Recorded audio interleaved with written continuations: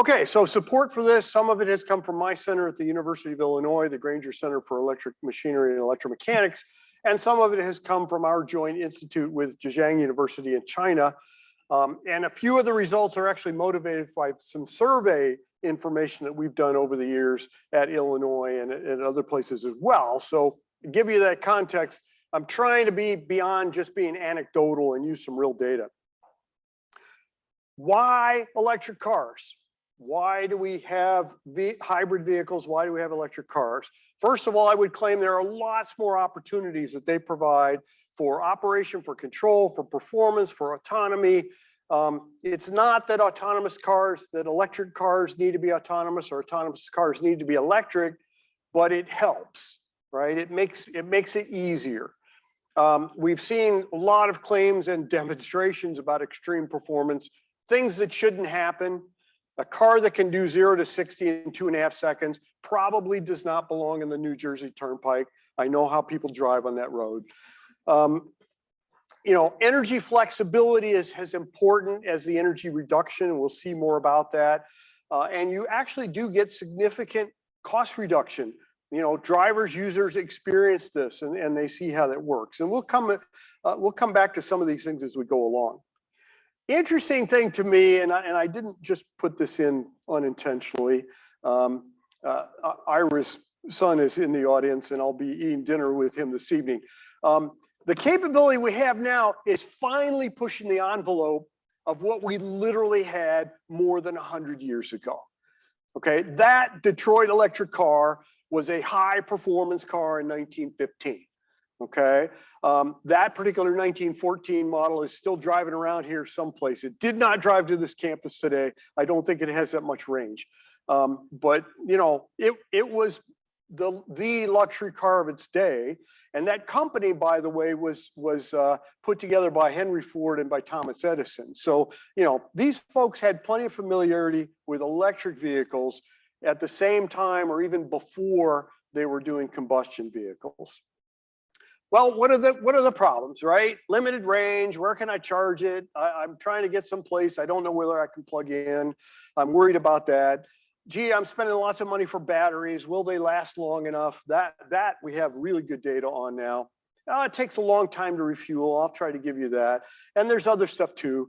I mean, my plug-in hybrid has half as much trunk space as the regular hybrid sitting next to it. Whatever. The cars are heavy. Are they comfortable? Gee, it takes a lot of energy to run the air conditioner. You know, people don't like this stuff. Can we deal with that, right? But there's some really important fallacies, and I want to emphasize this. I don't want to just read them. But there are plenty of people who come at it from the premise that an electric vehicle should match 1-for-1 everything you can do with a fueled vehicle. That just doesn't make sense, okay? Because the issue is personal transportation and personal mobility.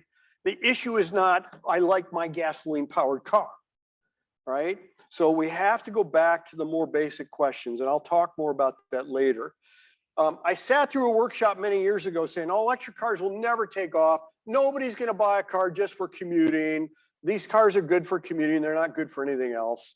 And I looked around my neighborhood and I realized that virtually everybody I know has a car that they use almost only for commuting. But beyond that, differentiation in the automobile markets has really exploded. You know, there's different purposes for every vehicle. You know, why do you buy a Ford F-150? Why do you buy this SUV versus that one? Big and small and a little sports car versus a sedan. So differentiation in the market is very broad. Fast charging needs a lot more thought, and we'll come a lot to that. And many people would claim that range is everything. We'll look at some actual data. And the interesting thing is behind this are some new models of mobility. Okay, so I took that picture in Beijing. Okay, a few years ago, it was a big trend in China. They were going to have this bike sharing system with automated bikes with GPS. You could just grab a bike off the street and plug in your app and take it anywhere you wanted to go. Very quickly, they realized that meant that there were thousands of bikes piled on street corners and other places. This was a pile I found near the entrance to Tsinghua University. You know, it just got way out of hand. And curiously enough, almost all of those companies went out of business. There's 2 or 3 of them left, but their business model just didn't make sense. You know, we're going to make all kinds of money. Doing what? I don't know, letting people ride bikes for free? That doesn't sound like a good way to make money, right? So business model issues are a real significant aspect of all of this as they develop. Now, there's some unexpected things. Electric cars are extremely fast and quick. Performance is excellent. This opens a lot of opportunities for active collision avoidance, for active safety systems, for a lot of things that we just don't think much about today. And electric transportation, as I'll try to walk through somewhat superficially, is actually a potentially very beneficial partner in the electricity grid. But we need the data. We need the user data. We need the driving data. And it's kind of trickling in at this point. We certainly don't have anywhere near what we need. Some people ask about scale. Well, it's hard to imagine scales bigger than electric locomotives doing freight duty and so forth. So there's plenty of very large electric vehicles already out there functioning. We know how to do this. Now, the fast dynamics are really an order of magnitude different than one is used to. I can change the torque in an electric machine 100 times per second without spending any extra money on the controls. If I want to do better than that, I could probably figure out how. But the easy one gives me 10 millisecond kind of response. So I can run that motor through its paces much more quickly than any human being can react, and far more quickly than I can do with a combustion device. What can I do with that, right? There's a lot of thought to do to make use of that. And by the way, that motor is absolutely off-the-shelf commercial catalog induction motor. That is not a special high-performance EV motor, although when you put it in an EV, it becomes a special high-performance EV motor that I bought out of a catalog, right? So the motor problem is not fundamentally the challenge, but the performance capability is really much different than we're used to in the past. Here's one example in active suspension. I'm not going to show you a picture of this, but there was a famous story many years ago. It was quite a long time ago, actually. One of the automotive OEMs had a significant project in active suspension. And they had a system that could perform so well that a driver could hit a curb at 60 miles an hour, and the car knew how to jump the wheels up, and the driver wouldn't notice it. Okay, and then somebody figured out, oh, this is a safety issue. Okay, this driver will run over pedestrians and not notice. Okay, so they had to back off. They had to start thinking more holistically. How do we put this together into a useful system? We can't just hit it with all the performance we can think of. But that performance does emerge in some other areas. So lately, we've been looking at this for fast actuation of aircraft controller surfaces and so forth. And then you look at this and say, wow, this is the same technology, and the performance you can get with it is you know, again, orders of magnitude different than what you can do with conventional hydraulics and other things. This was always one of my favorites, active gear assist. Basically, we had a car where there was a manual shift lever that you could move around. And in the time that it took you to move from one gear to the next, the device would sense what you were doing, turn the torque off, disengage, adjust the motor for the new speed, re-engage, put the torque back on as you went into the next gear. The whole process took 150 milliseconds, and you can't move your hand that fast. Okay, nobody could. So, you know, here you had a really interesting way to automate a manual transmission. There's no clutch or anything. The driver doesn't have to think much about this. And you actually get significantly better performance in the vehicle because you have the efficiency of a manual gear train with the capability of what we're more used to with automatic ones. John Deere took this to another level. So this is a hybrid electric loader, And basically, they've done this because it allows them to dynamically reconfigure all the energy on the fly. So that when the thing is stationary and digging into a pile, the energy can go to the shovel. And then when it's moving around, it can go to the wheels, and they can move it around to get the best efficiency moment by moment. And they're talking about 30 and 40% cost savings to the end user over life in the actual construction application. So their customers don't say, wow, it's hybrid, it's great, it's green anyway, because it's deer. They say, it saves me lots of money and I can run it 24 hours a day. It's a good thing for all the things they do. And now they're talking about making these much more electric even. Electric and hybrid aircraft. If I were here 5 years ago talking about electric aircraft, it would be only entertaining, okay? Nobody took that seriously. Today, there are a lot of startup companies working on getting all electric aircraft certified with the FAA, okay? We're gonna see actual live aircraft flying around, not just package delivery drones, okay, in the skies, just a few years from now. They are in the certification process because it saves lots of fuel and energy and works really well in certain kinds of duty cases. This will not be the plane that I take from Newark to Hong Kong, okay? But it might be the plane that I take from Newark to Washington, for example, which is a much busier route. Okay, you start to get the idea. NASA's taken this a step further. This is strictly a concept platform. This one basically has a number of electric motors there in the back, electro turbines, and uses the fuel to drive a generator. So it's hybrid electric. The propulsion is all electric. And having that distributed propulsion actually gives them many more options that today we just don't have.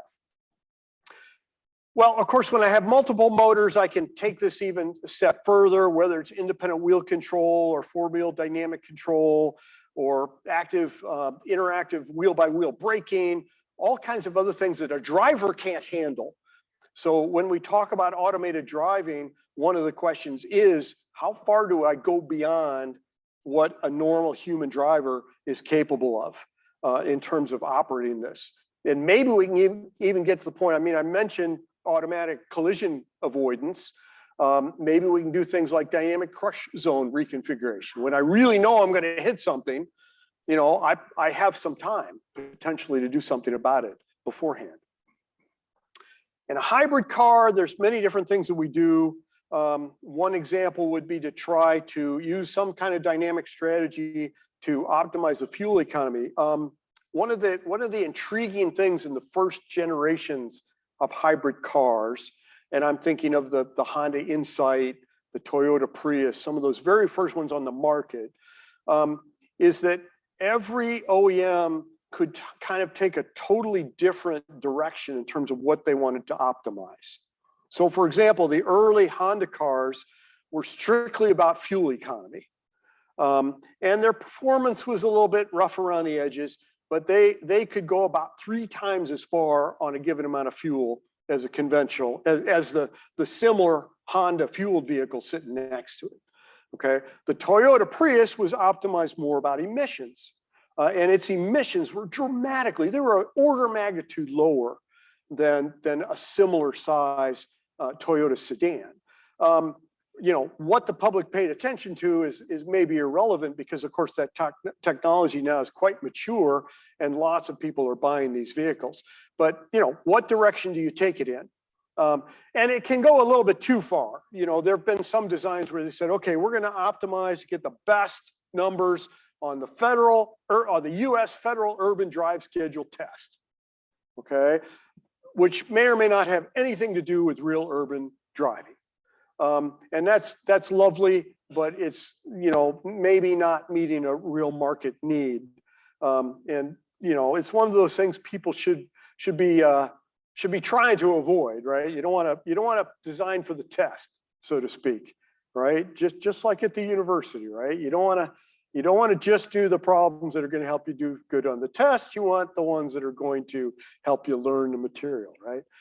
Of course, in the end, as I already mentioned, what matters is personal mobility, okay? And the question underlying this is, how do we improve that?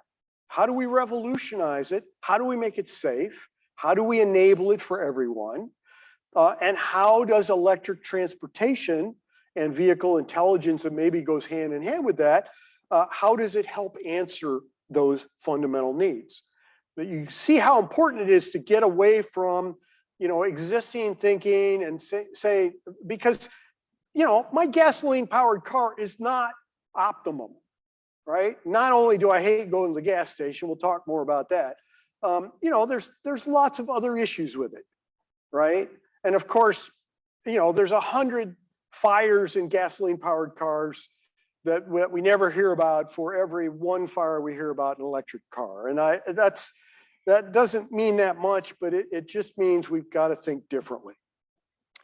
And this is going to have huge effect on the industry, right? One of the biggest companies from not so very long ago, a generation or two ago, Pullman Car Company.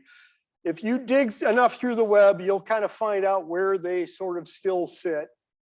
They don't really exist though, okay? They've been washed out a long time ago. And, Ford, GM, Chrysler, Fiat, where will those folks be in 20 or 30 years from now? Fortunately, they're turning around and trying to take some leadership in electrification and other things. Otherwise, they would become dinosaurs real quickly. Here are some challenging questions, right? How can I use a vehicle to get a kindergartner to a doctor? That's my test for autonomous transportation, okay? That's what I want to be able to do. How do I get rid of all the pollution from auto rickshaws in Bangkok and Mumbai and other places, right? How do I get my transportation system and my vehicles to relieve traffic congestion? One of the real serious risks with autonomous cars is, if I have my car drive me to work and then go find a parking space or go home, okay, do I have half of the cars on the road with no drivers at all, right? That doesn't sound like a way to reduce congestion. So it'll be interesting to see how that happens. Now, charging infrastructure is certainly a barrier in many different ways. It's a mix of reality and perception, and I want to hit a little bit of that. There are charge rate issues, and there is this underlying question of how do we, should we emulate fueled vehicles? Here is a fast charger. Alicia took this picture at a conference, okay? Somebody spent a lot of time trying to make that look as much like a gas pump as they possibly could, okay? That's embarrassing, okay? If I spent my time trying to make my laptop charger look like a gas pump because I thought that was the way to do things, I'd get laughed out of the room. So I don't know, I don't know. It's crazy, right? It turns out though, okay, I don't really need those outlets. And I'm looking around the room for, wow, this room is really, this room doesn't meet code. Regular electric outlets, you all know what they look like. You all know, I'll forget wireless charging. Regular outlets can meet most of the need, and we'll see why that is as we go along, okay? We have early data that is telling us that owners of electric vehicles and plug-in hybrids don't use their cars the same way that people use gasoline vehicles. They seem to be looking for simplicity and convenience, not for ultra-fast charging and other things. Now, there's caveats to that, and I'll come back to it. Average US daily car use, 29 miles. My colleague rightfully pointed out to me that number is not very useful because, what does that mean for the car I want to buy? Do I do the average? Do I do half the average? Do I do half the average early part of the week and double the average last? What does that mean, right? So a more useful statistic is that less than 5% of trips in the United States are more than 31 miles. Okay, so 95% of trips in the United States are less than 31 miles. 95% of driving can be done with a car with a range of 31 miles. Now, that still may not be all that happy to a consumer, right? My gasoline power card tells me how desperately empty it is when the remaining range is 30 miles, okay, and how much I need to go find a gas station. But you know, for an electric car, there's real data. Curious to me, maybe it makes sense to you. What you find is that the vehicle miles traveled per day tends to be the lowest in the highly populated areas. So it's actually lower in Los Angeles than what it might expect. And it's high in places like West Texas and other places that are dominated by rural areas where, you know, people do have to go 60 miles to the grocery store and so forth, right? So there is definitely a societal skew that is sort of an urban-rural divide that comes into play with transportation electrification. And that's a very real issue, and I don't have any wonderful answers about that. So the usual view when I ask people, and I try to get some recent data, they say, well, there's really only a very few electric vehicle charging ports in the United States. There's actually a map on the DOE website, you know, showing where they all are, and you can dig it all out. And they say, well, there's less than 80,000. What? Okay, there are hundreds of millions of electrical outlets in the United States, outdoors, ready to be used. Okay. So my objective, my intent is sort of to figure out how to turn each one of them into a potential charging point. And where we don't have them, you know, let's put them in, right? If I use conventional outlets, that's not going to work for long distance driving. Okay, I'm not going to get a 200-mile charge in any convenient way out of a conventional outlet, really. But I want to think of that as a separate issue. Remember, that was the 5% issue, right? So, you know, I want to use the 80-20 rule. How do I do the first 80% and make it easy? Really, to do this, though, it's not just a question of plugging in a car. You do need some level of vehicle to interface kind of interface, some communications. You want, the car has very sophisticated measurement equipment to monitor the state of batteries and so forth. As long as we can figure out how to secure that, there's no particular reason why that can't become revenue grade back to the utility. Okay, got to be tamper proof, but that can be done. And then the vehicle can actually communicate billing interface information, grid interfacing information that maybe we'll have a chance to come back to a bit. The vehicle charging is on board. That's another conversation, but it can do active safety management and all kinds of other things. The communication needs really aren't very high. If you think about that, you know, you're talking about so many bytes per minute or even per hour. You know, I may want to know what's the price of electricity right now. I may want to say, here's where my car is, and yes, it's connected. But this doesn't have to be a dynamic, interactive, real-time data stream using all kinds of bandwidth. Now, safety is often an issue of perception. I was forced to sit through a presentation by a leader of the Society of Automotive Engineers. I probably shouldn't even say this. He had all kinds of slides. He was talking about basically how unsafe electricity was. Okay, he was a mechanical engineer. Obviously, he's never lived in Calgary. Okay, you know, in Calgary, people have block heaters. They got to keep their cars warm in the winter. It's perfectly normal to go outside and in the snow and plug your car in. Nobody worries about dying because of the electricity. Okay, every one of those outlets is basically drawing about as much energy as an EV, as a small, you know, level 1 EV charger would be drawing. Okay, so I look at that and I see a forest of outdoor chargers, right? Nice and cheap, you know, and it's one of those things. Those things are, it's either the energy is so cheap that nobody bothers. You know, here's the outlets in our parking lot. Please keep your car warm so you can leave when you're done shopping.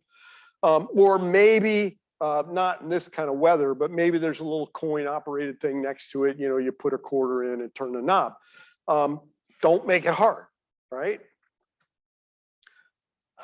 We do have hard problems though. I don't want to gloss over that.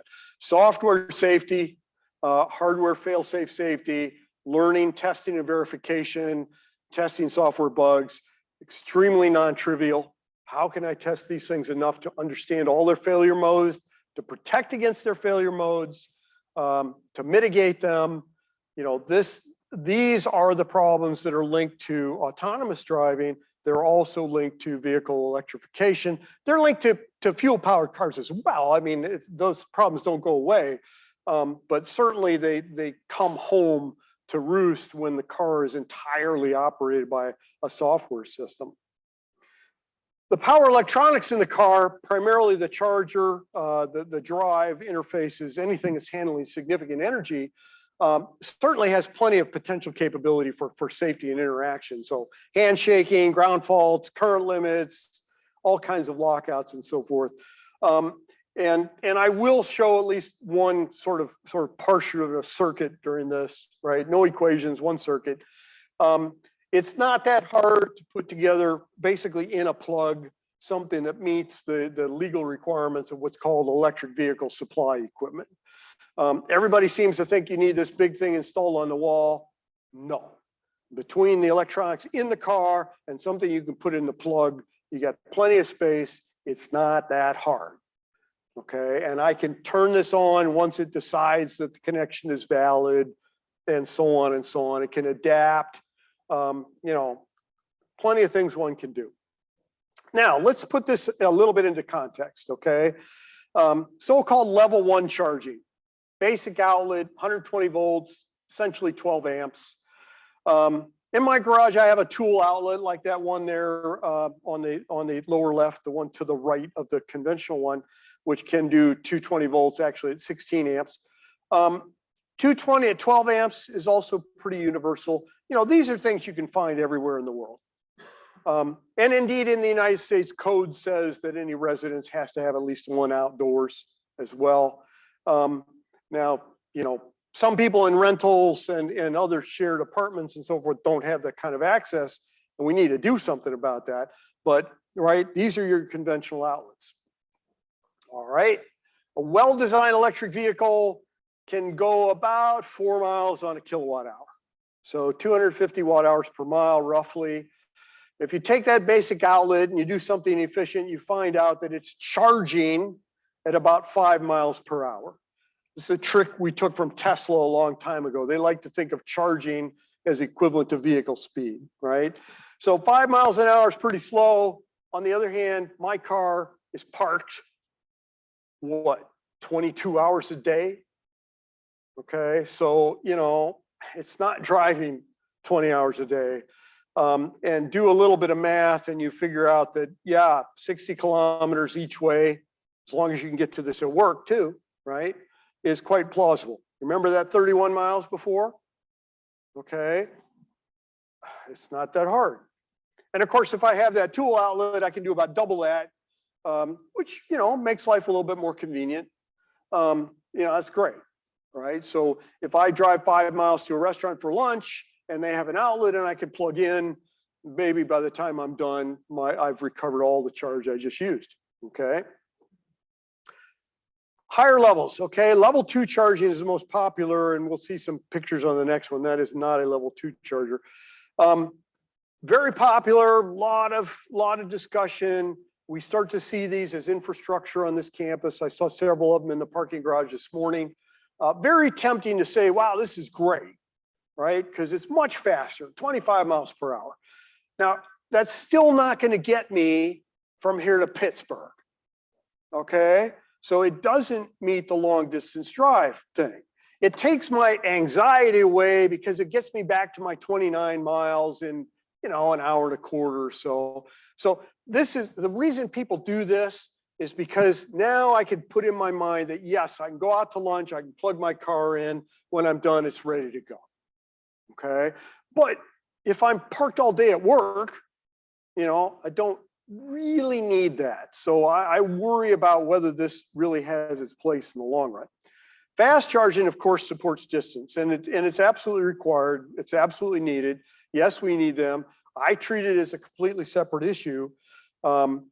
Certainly, most people who have vehicles use them as infrequently as possible because the energy is expensive inherently, and it puts a lot more stress on the batteries, a lot more wear and tear in the car. So you do that if you need to. If you're going from here to Pittsburgh, you want the fast charger access along the way somehow. But it's not the everyday thing. So the challenge, right, is you come up with this. This is a lovely little level 2 device that I found in China. And there is a level 2 device that I found in Bloomington, Illinois. Very similar, both, again, trying to look like gas pumps. All right. Okay, they're great. They're quite expensive to install. Yeah, they can support a longer distance commute. Certainly, they're going to make sense for some of the rural areas that we saw before, but it's not the same way, right? And they have even less relevance if one has a plug-in hybrid, and we'll look at that. Now, our campus experience is that these things are used on the average 8 hours a month. Okay, every place where we have level 1 just conventional outlets, you can't use them because there's already somebody plugged in. They're used all the time. Okay, now it's not just the amount of money, which is ridiculous for these, but it's also that it's just so much easier, right? And I'm going to be plugged in all day. What the heck? All right. So you remember that data, right? 95% of US car trips less than 31 miles. So actual usage is mostly covered by basic outlets. Now, there's a challenge with that. We'll come to it in a few moments in terms of what it does to business models. But the nice thing is if I encourage an owner to be plugged in, okay, now I have a grid resource, right? My utility company can say, well, gee, you're going to be plugged in. Your car told me that today's pattern, like a Nest thermostat, right, is you're going to be plugged in until about 5:15 p.m. And you've told me that you want 4 kilowatt hours. Okay, well, I need to get you 4 kilowatt hours between here and there, but let me figure out how to do it as the utility provider, right? So I got time, I got flexibility, okay? And as the driver, I'm happy to sell that to PJM. You give me some money for that, I will sell you flexibility. You still got to deliver me the energy, but you can figure out how. That's worth something. In the grid, that is worth something. In fact, we can actually define the amounts these days. I can do a defined time. I can say, you know what? I don't have time for this. I'm taking a guest to lunch. My car's got to be full by 11:40 in the morning. Okay. And, I'm plugged in now and I only got so many hours to get my 4 kilowatts. So just give it to me. And they say, okay, that's fine, but you're going to be paying 20% more for energy during this session. Okay. True opportunity charging, meaning I just want to charge up and let me plug in wherever I can at grandma's house or whatever. And sort of this non-routine locations. This I think is interesting. If I'm at my grandma's house, can my car tell that utility, bill me for this energy, don't bill my grandma? Okay, we know how to do that with cell phones. We do that constantly.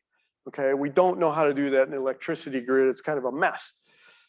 If I'm at the shopping mall, all right, do they want to give away 20 cents worth of energy in exchange for me coming in and buying some stuff? Guess what? Okay. Certainly the restaurant, right? If they can get a few more customers by giving away 20 cents worth of energy an hour, that's a win, right? And the price at night is much lower, right? So everybody likes to use our average 12 cents per kilowatt hour, and I know in Jersey it's quite a bit higher. But no, that's not what it costs to charge an electric car. My car is programmed to charge between 2 a.m. and 5 a.m. Power is not 12 cents a kilowatt hour at 3 o'clock in the morning. It's not. There are times of the year, actually, when the price is negative at that time of day. That's because we have a local nuclear plant and nobody wants to turn it down. And when the load goes low enough, You know, they'd rather give away the energy from that plant than have to turn down the knobs. Okay. I like charging at that time of year. It's great. It's a lot of fun. Okay. Now, people say it takes a long time to charge an electric car. Oh, I've had lovely discussions about this. Okay. Yeah, it takes hours and hours to charge your car. No. When I go home, I pull in my garage. Yes, I have an outlet in my garage. It takes me 8 seconds to go over, get the connector, open the flap, plug in the car. 8 seconds. Next morning, I come out, takes me 8 seconds to disconnect, close the flap, put up the cord. Takes me 16 seconds to charge my car. I don't care how long it takes the utility. Makes no difference to me. I'm in my house doing something else. Okay. Same thing when I'm at work, right? When I go to the gas station, because I have a plug-in hybrid, I got to get in my car, drive over to the gas station, get out, do this stupid credit card thing that takes me a lot more than 8 seconds. Okay, get the pump in this smelly, noxious stuff that I really don't want on my hands, right? You know, the whole process, going to the station, doing the work, paying the, takes probably 20 minutes. All right. So I can charge my car, 60 times in the amount of time it takes me to go to the gas station. So I'm not going to the gas station unless I have to for long distance driving, right? So as soon as you have a plug-in hybrid, you learn real quickly, I hate gas stations, okay? And I certainly equally am going to hate fast charge points for the same reasons. I'll use them when I have to. That's okay. The Census Bureau estimates about 111,000 gas stations in the United States as of about 5 years ago. And of course, almost all fuel is distributed from those locations, right? Nearly 100%. But you can see that, I'm getting ahead of myself a little bit here. You can see what's happening, right? We're looking and realizing that probably at least 95% of electric vehicle driving can be done from home and work, right? And the energy is different because it's long distance. In the end, you figure out that maybe 10% of the energy will come through this fast filling station model. Now that's a huge change, right? These folks have 100% of the energy market for transportation. The fast charging folks are going to have 10%, okay? The business model is not going to map over. And whether they're going to have enough money to do the investments to come up with 110,000 serious stations where people can charge is a big question. And we'll see what happens with that. I'm very concerned about that, actually. Now, energy, a little bit about the benefits, right? So fuel vehicles convert on the order of 20% of their fuel energy to wheel power, and you stack up the refinery and everything else. You get an overall percentage of maybe 15, 18%, well to wheel, so to speak. It's actually, that's a little optimistic, but you get the idea. Electric vehicles are much better at converting, certainly not perfect. Here in New Jersey, a lot of them will be getting their energy from combined cycle plants, which are thermally fairly efficient, 40%-ish well to wheels. And there are other sources. When you actually walk through the data that's starting to come in, again, you see that electric transportation uses about a third as much primary energy per unit distance as combustion vehicles, going all the way back to the source. That's a factor of 3. That's pretty substantial. That makes a big difference in fuel use and emissions and everything else. And of course, if you're in the right place, you can kind of direct your energy. So when I'm charging late at night, I'm using nuclear energy for my car. And if I'm charging in the middle of the day in the right places, I'm using solar energy for my car. That's why the parking lots in Silicon Valley are all covered with solar panels and so on, right? At the right times of day, I could be using wind. Hard to do that with a fuel-driven car, right? Flexibility is again, something I can sell to the grid. If my car's connected, then my charger becomes a potential resource for voltage regulation, for frequency regulation, for some dynamic things on the grid, especially if it's not quite full yet. I don't necessarily have to pull energy back out of it. This is one thing we've been working on for a long time. Does the energy flow need to go both ways? The answer in general is no. You know, I might want it if the power goes out. That's a different issue. Do I want the utility to discharge my battery? No. Am I willing to let them charge it at 3 o'clock in the afternoon instead of 11:30 in the morning? Sure. Okay, I can monetize that too.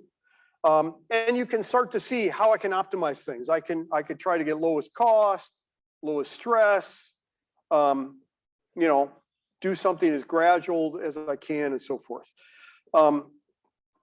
And maybe I can incentivize things to make that work out for folks.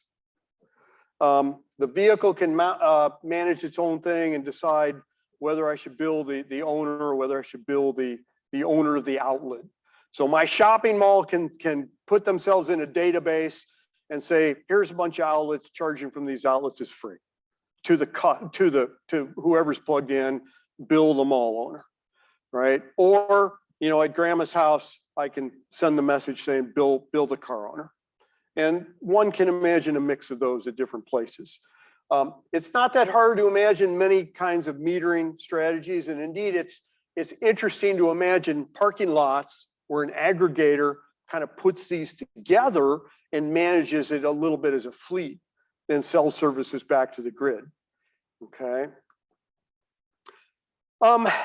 Provisioning the infrastructure, you know, the outlets we talked about, right? Basic outlets are not going to be smart. They're going to be dumb outlets. And they might be in a database or maybe not. But the car is smart. The car knows where it is. The car can say where it's parked. The utility can come back and say, yes, this outlet's in the database, or no, it's not. Again, it's not that hard. And I'd like to have pricing signals to kind of make this work as well. So a little bit wrapping up here, less than 10% of charging energy is likely to come from fast chargers. Vastly different business model than conventional fuel. Fast charging will also be a lot more expensive, and you can focus on particular areas.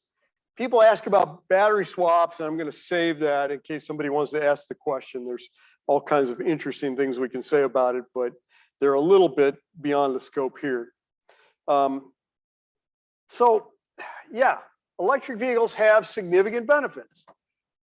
Very much reduced energy usage, high performance, a lot of benefits for mobility in general. And in fact, 95% of those commuting requirements and driving requirements can be resolved if you only have access to a conventional outlet. Now, I don't want to minimize that. There's plenty of people who don't. Okay, it's very hard when you are living in a dense apartment complex to find a place to plug something in. Okay, we can fix that if we put in regular outlets. It's not as big a deal. It's certainly trivial in new construction. It's possible even at streets. We saw the outdoor parking lot in Calgary, plenty of outlets, not that hard. And the vehicle can manage safety and billing and a lot of other things. And with that, I would like to pause and make sure we have at least a bit of time for questions. So thank you very much.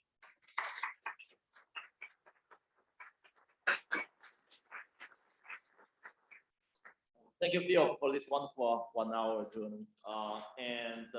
So any questions from the audience here? And I know we have some folks who'll be looking at the chat as well.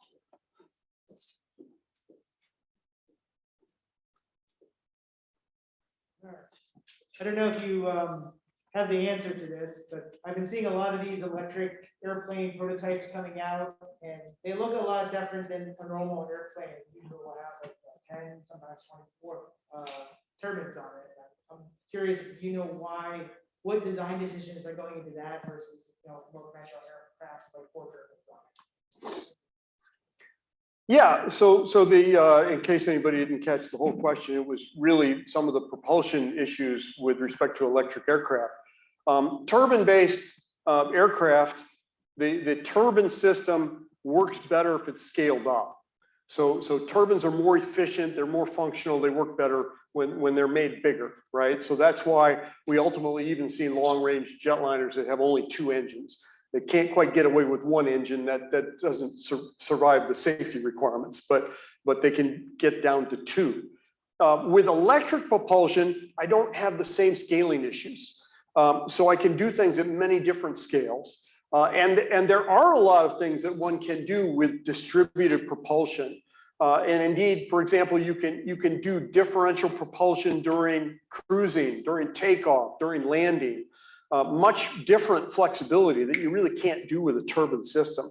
People are there's some good knowledge about that, and they're learning more, I think, pretty quickly. But distributed propulsion in an aeronautic context offers a much different set of trade-offs and significant benefits in terms of how you manage the energy flows. That's why they look so much different, yeah. I think you might have chosen somebody else, but so you mentioned it earlier just briefly, using the battery of the electric car to power your house. You know, I came from the Bay Area, now I'm in New Jersey, and I'm seeing that there's a lot of power losses here. I've got 2 65 kilowatt hour batteries in my driveway. What are the prospects for this? Well, the fundamental issue with trying to use a battery both ways, right, is of course you're going to wear it out more quickly.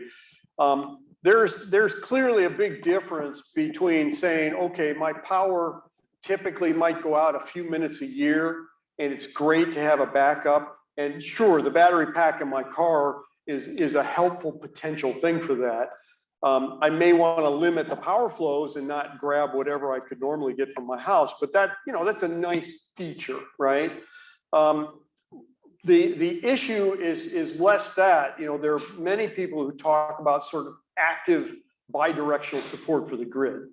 And that adds 2 additional problems, which is number 1, everything in the grid all the way to your car has to be functional and safe both ways. And that's non-trivial and actually fairly expensive. And the second is I lose control over how my battery pack is being employed and the wear and tear and so forth. And I got to figure out, how much should I be renting that to the utility with.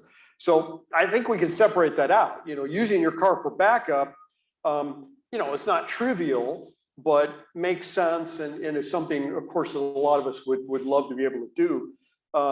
But using it in a direct bidirectional way with the utility is an expensive proposition that I really think doesn't have enough benefits to justify that. In some countries, they're looking at that more seriously, but I don't think that makes a lot of sense here. Yeah, I think there was one there on the aisle, right? Hi there, thank you. I wanted to ask, you said that you can basically do charging from a normal outlet. So why hasn't that been done widely? Is there a detriment to battery health? And then additionally, when you're managing fleets, is it possible that utility might be able to manage battery health on a fleet scale? Well, let me answer that question in 2 ways. So your question was both about battery health and kind of conventional outlets.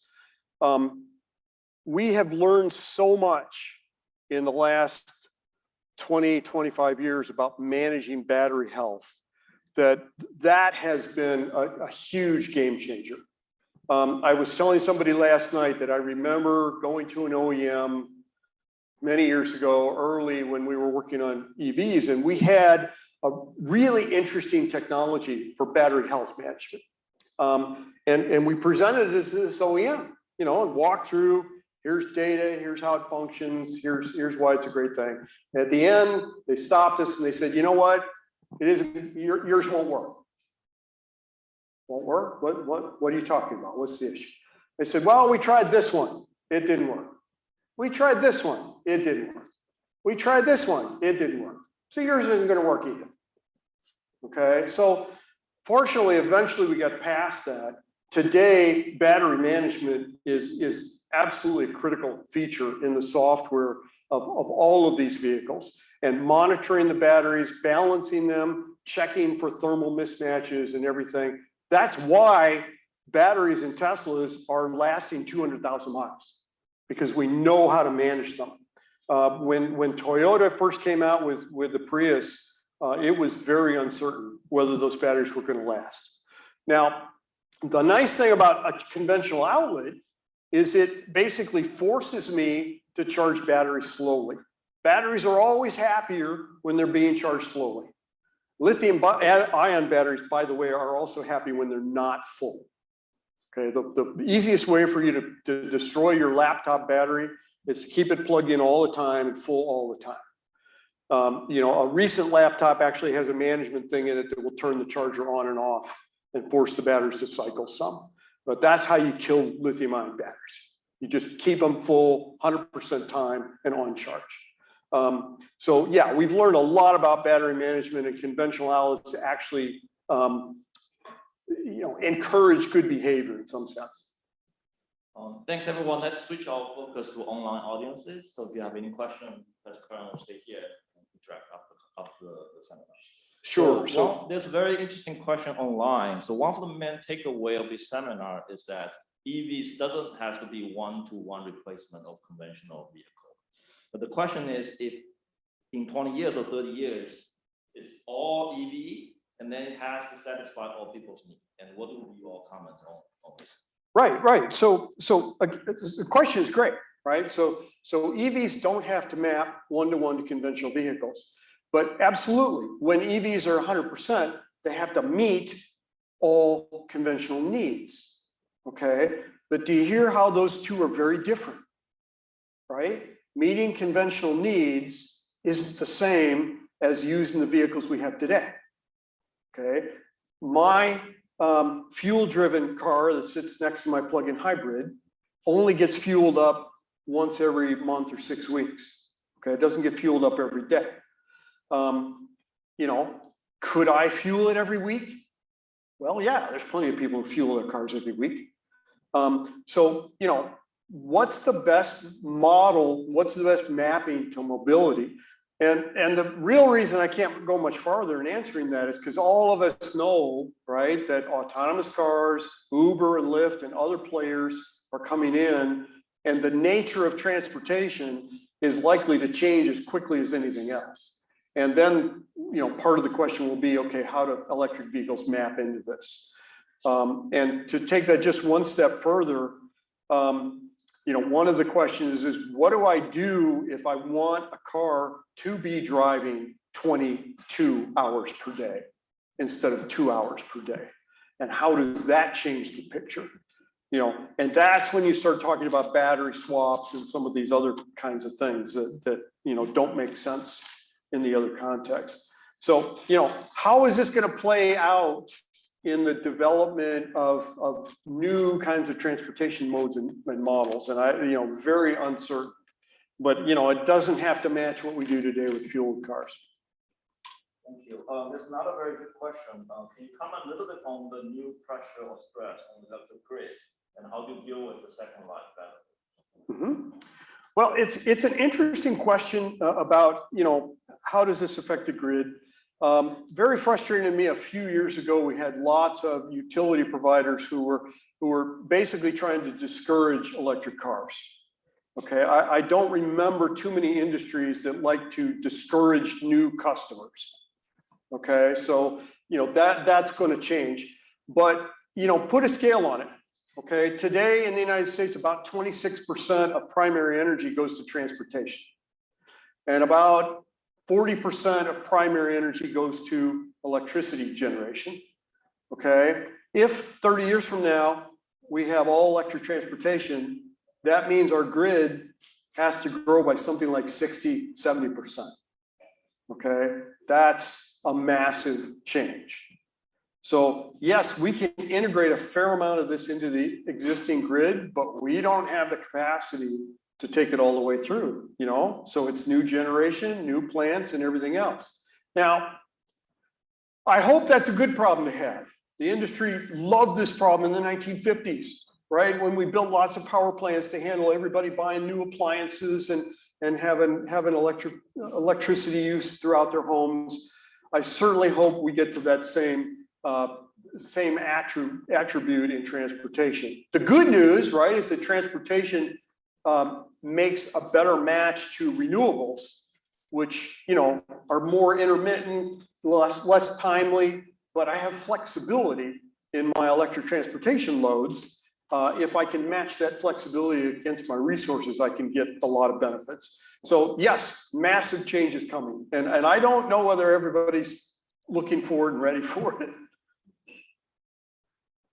Great, I think that's all we have for today. If you have any questions, feel free to stay. We're running out of time on our audiences, so we'll let that come out and you can stay and interact and ask questions.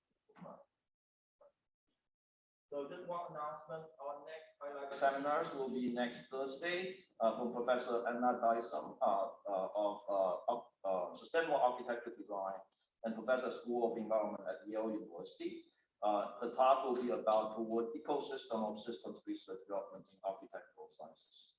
So I would thank everyone for being here. This is a big step for us to going back to normal. I would thank Professor Phil Krein for being here and going to talk in person. That is very important. You can feel the difference between a hybrid or virtual seminar and an in-person seminar. And finally, I will thank our Andlinger Center supporting team, Sarah, Diana, Diane, Rob, Thumper, and Maureen. Let's give everyone a big clap.